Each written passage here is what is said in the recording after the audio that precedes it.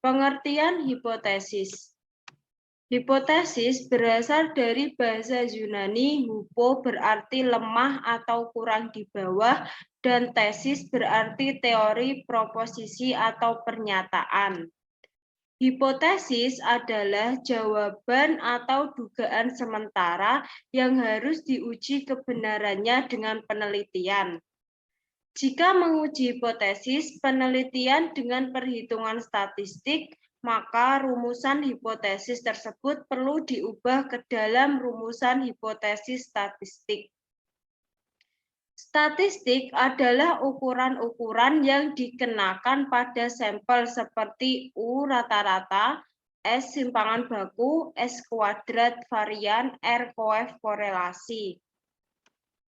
Pasangan hipotesis 1, hipotesis 0 atau disingkat H0 tandanya, kemudian hipotesis yang diartikan sebagai tidak adanya perbedaan antara ukuran populasi dan ukuran sampel. Kasus hipotesis 0 memiliki sifat yang serba sama, mempunyai tanda sama dengan. Notasi matematisnya adalah H0 rata-rata 1 sama dengan rata-rata 2, maka rata-rata 1 lebih besar dari rata-rata 2 atau sama dengan rata-rata 2. Kemudian rata-rata 1 lebih kecil dari rata-rata 2 atau sama dengan rata-rata 2. Yang kedua, hipotesis alternatif atau HA. Lawannya hipotesis 0. Adanya perbedaan data populasi dengan data sampel. Hipotesis alternatif dengan notasi matematiskannya adalah H0 rata-rata A sama dengan rata-rata B, maka HA rata-rata A lebih besar dari rata-rata B, maka rata-rata A lebih kecil dari rata-rata B atau rata-rata A tidak sama dengan rata-rata B. Uji satu pihak A, uji pihak kiri digunakan apabila hipotesis 0 H0-nya berbunyi lebih besar atau sama dengan dan hipotesis alternatifnya HA-nya berbunyi lebih kecil. Kata lebih besar atau sama sinonimnya dengan kata paling sedikit atau paling kecil. Contoh rumusan hipotesis. Hipotesis 0, daya tahan lampu merek A paling sedikit 400 jam, lebih besar atau sama dengan lebih 400 jam. Hipotesis alternatif HA-nya daya tahan lampu merek A lebih kecil dari 400 jam. Ini contoh kurva uji pihak kiri. Kemudian B, uji pihak kanan. Uji pihak kanan digunakan apabila hipotesis 0 H0-nya berbunyi lebih kecil atau sama dengan dan HA-nya berbunyi lebih besar. Kalimat lebih kecil atau sama dengan sinonim dengan kata paling besar. Contoh rumusan hipotesis. Hipotesis 0, pedagang buah paling besar bisa menjual buah apel 100 kg tiap hari. Hipotesis alternatifnya, pedagang buah dapat menjual buah apelnya lebih dari 100 kg tiap harinya. Ini contoh kurva uji pihak kanan. Langkah-langkah pengujian hipotesis sebagai berikut. Yang pertama, menentukan formulasi hipotesisnya. Yang kedua, menentukan taraf nyata signifikan of level. Yang ketiga, menentukan kriteria pengujian. Yang keempat, hitung nilai uji statistik. Yang kelima, kesimpulannya. Yang pertama, menentukan formulasi hipotesis. A. Hipotesis 0, yaitu H0 dirumuskan sebagai pernyataan yang akan diuji. Rumusan pengujian hipotesis hendaknya H0 dibuat pernyataan untuk ditolak. B. Hipotesis alternatif atau tandingan HA atau H1 dirumuskan sebagai lawan atau tandingan hipotesis 0. Bentuk HA terdiri atas H0-nya rata-rata sama dengan rata-rata 0. HA-nya berarti rata-rata tidak sama dengan rata-rata 0. Atau H0-nya itu rata-rata lebih kecil dari rata-rata 0 atau sama dengan rata-rata 0. HA-nya berarti rata-rata lebih besar dari rata-rata 0 atau H0-nya rata-rata lebih besar dari rata-rata 0 atau sama dengan rata-rata 0, sedangkan HA-nya rata-rata lebih kecil dari rata-rata 0. Contohnya, pengujian bubu berumpan lebih efektif dibandingkan bubu tanpa umpan. Hipotesisnya H0-nya bubu berumpan lebih kecil dari bubu tanpa umpan atau sama dengan bubu tanpa umpan. HA-nya bubu berumpan lebih efektif daripada tanpa umpan. Contoh kedua, soaking time bubu berumpan lebih singkat dibandingkan bubu tanpa umpan. Hipotesisnya H0-nya soaking time bubu berumpan lebih besar dari soaking time bubu tanpa umpan atau sama dengan soaking time bubu tanpa umpan. HA-nya soaking time bubu berumpan lebih singkat dibandingkan bubu tanpa umpan. Yang kedua, menentukan taraf nyata signifikan level. Taraf nyata atau simbolnya sebagai berikut adalah besarnya toleransi dalam menerima kesalahan hasil hipotesis terhadap nilai parameter populasinya. Taraf nyata dalam bentuk persen umumnya sebesar 1%, 5%, dan 10%. Ditulis taraf nyata 0,01, taraf nyata 0,05, atau taraf nyata 0,1.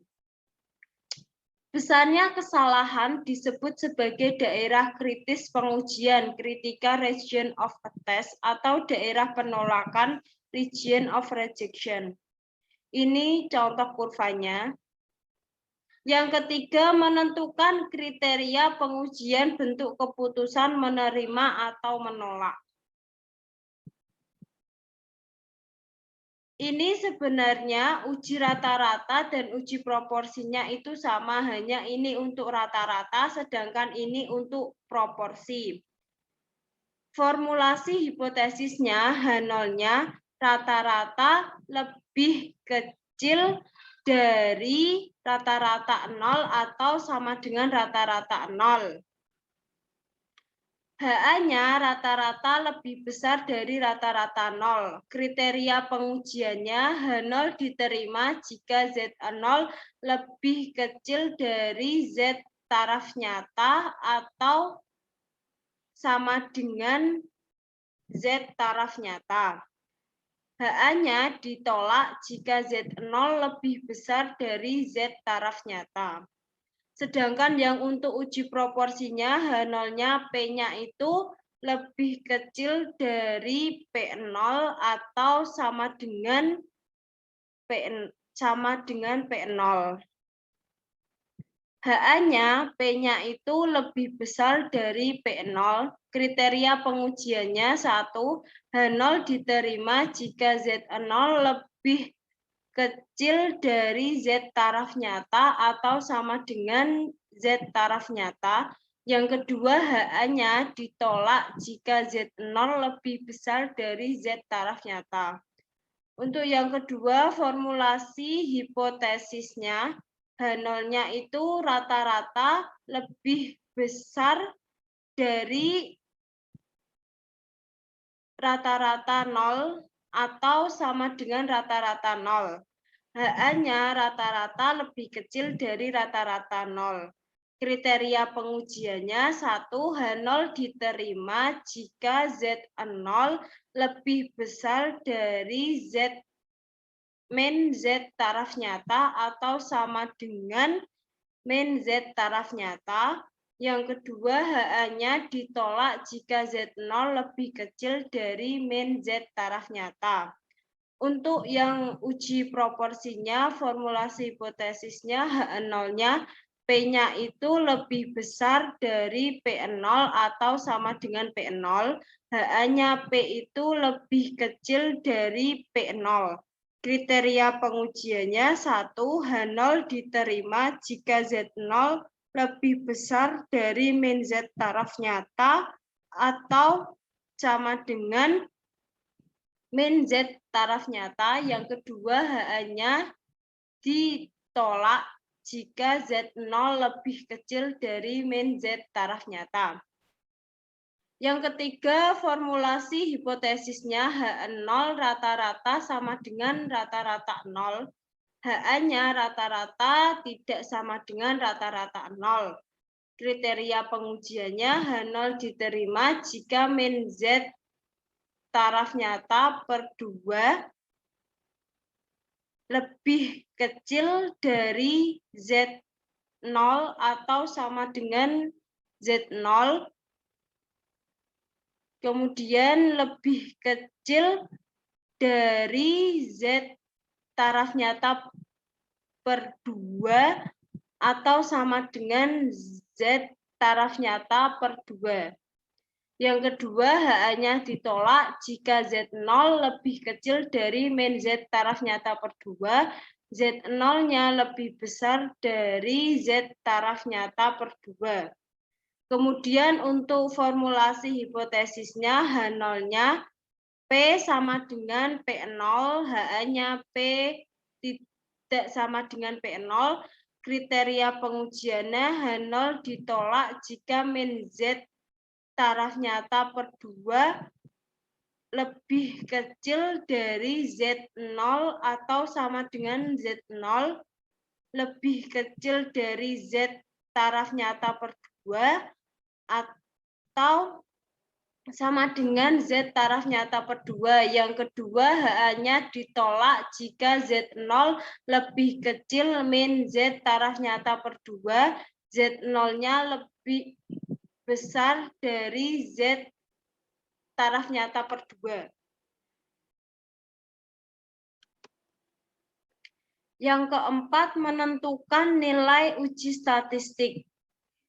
Sebelum menentukan nilai uji statistik, kalian harus mengetahui T-tabelnya terlebih dahulu agar dapat menentukan rumusnya.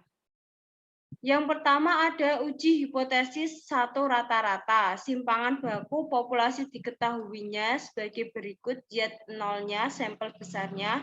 Kemudian ini sampel kecilnya, T0-nya. Kemudian simpangan baku populasi tidak diketahui, sampel besarnya seperti ini, Z0-nya. Kemudian sampel kecilnya, T0-nya sebagai berikut. Kemudian yang B, uji hipotesis beda 2 rata-rata. Simpangan baku populasi diketahui, sampel besarnya Z0-nya, kemudian ini. Sedangkan simpangan baku populasi tidak diketahui, Z0-nya, dan ini. Kemudian yang uji hipotesis beda 2 rata-rata, pengamatan tidak berpasangan, sampel kecilnya, T0-nya sebagai berikut. Kemudian pengamatan berpasangannya, T0-nya sebagai berikut. Untuk keterangan D itu rata-rata D, SD itu simpangan baku nilai D, N itu banyaknya pasangan, T0-nya berdistribusi DB sama dengan N-1. Yang kelima, membuat kesimpulan. Pembuatan kesimpulan merupakan penetapan keputusan dalam hal penerimaan atau penolakan hipotesis nol yang sesuai dengan kriteria pengujiannya. Ada 3 bentuk rumus hipotesis. Yang pertama, hipotesis deskriptif.